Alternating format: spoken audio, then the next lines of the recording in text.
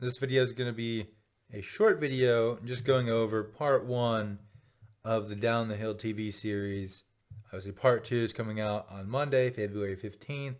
Same time, 10 p.m. Eastern. So if you want to watch it, again, 10 p.m. Eastern. And I think that part one should be replayed at 9 p.m. Eastern. So if you want to catch part one, 9 p.m. Eastern, then catch part two immediately after. So like I said, this is going to be a shorter video because honestly, not much happened in the first part. Nothing crazy, nothing groundbreaking as I was talking about in my last video.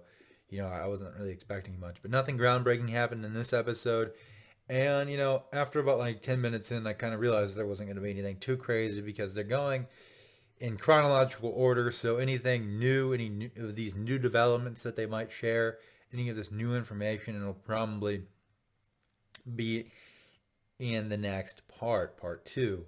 So like I said, they're going in chronological order. So, if you pretty much know the basic details of what happened in this case, the basic details of the events of the case, then you're probably not going to learn too much. Not to say that it wasn't interesting.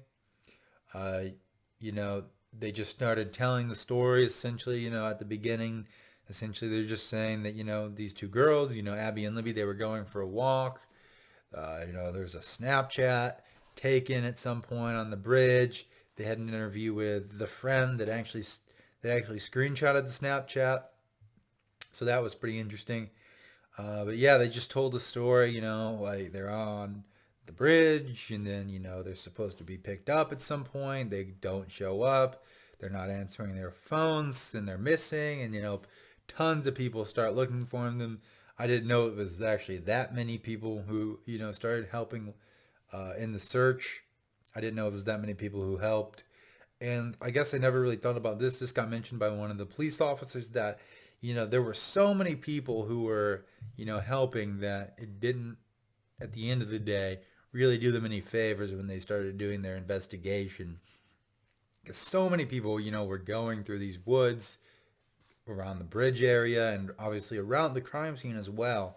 There were so many people, and they actually said stuff lying there. People, obviously, people are out there, and there's no like immediate place to do things like go to the bathroom, et cetera, et cetera. Different people, obviously, tons of different tracks with shoes.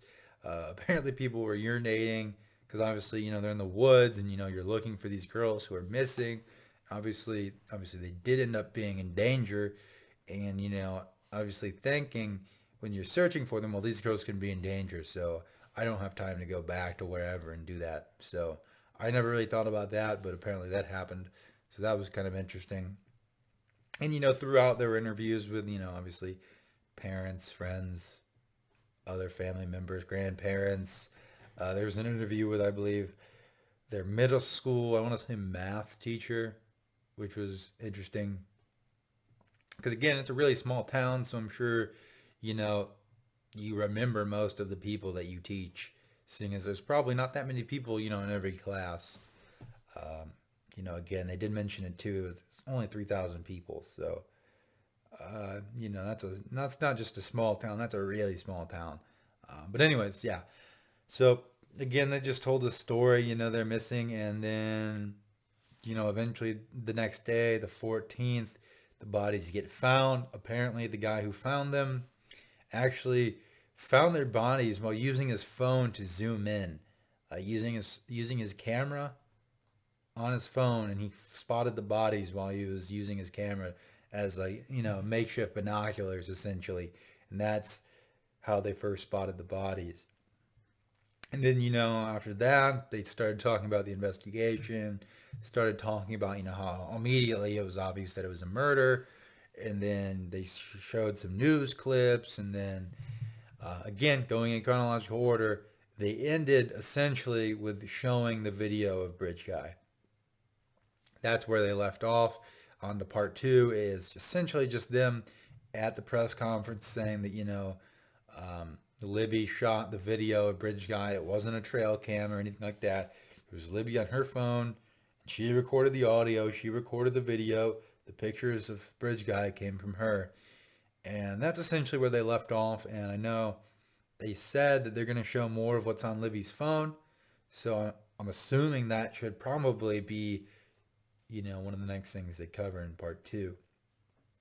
So as far as new information goes in this part one, if there was something new, I mean, correct me if I'm wrong, but I really don't think there was anything at all. They were essentially just telling the story. And if again, are familiar with the details of the case, you're probably not going to get much out of it other than, maybe you just appreciate that it was pretty well done. And I mean, maybe if you guys don't think it was well done, let me know. I don't know. I'm not an expert on this case, so if they're like leaving some glaring detail out, definitely let me know. But again, I really don't think there was anything too shocking in that, or really at all.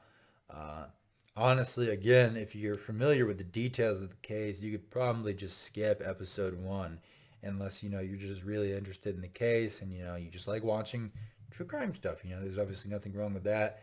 I've seen more than one Chris Watts documentary, and I don't really learn anything after the first one. So, obviously, it's not uncommon.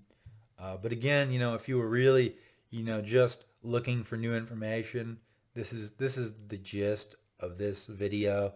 Is if you were just looking for new information, this really wasn't the part to watch, and you can probably just skip it if that's all you're after. But again, I think it was pretty good. It was pretty interesting. I didn't hate watching it, even though, again, I didn't really learn anything new. So, again, pretty much just the basics of the case. Again, they're going in chronological order, so, uh, that would lead me to believe that any of these new developments, again, would be at the end of the next episode. So, well, not necessarily the end, but, at some point next episode. So, I guess we'll just have to wait, see what happens tomorrow, and see how that goes as far as, again, new information goes, which I think is really a big reason why people are interested in this. Now, I don't think anyone really is going to be satisfied in general. I think people are going to be upset that there's not more. It's going to be really hard to satisfy everyone.